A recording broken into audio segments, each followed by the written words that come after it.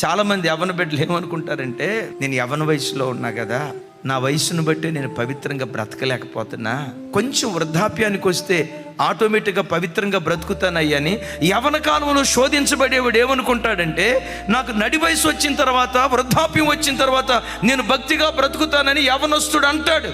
అదే నిజమైతే వృద్ధాప్యంలో దావీదు ఎందుకు పాపంలో పడ్డాడు? యవ్వన బిడ్డలారా, నీ చుట్టూత drug addicts, smokers, drinkers, illegal affairs తో జీవితాన్ని కొనసాగించే బురద లాంటి వ్యక్తుల మధ్యలో నువ్వు బ్రతుకుతావు.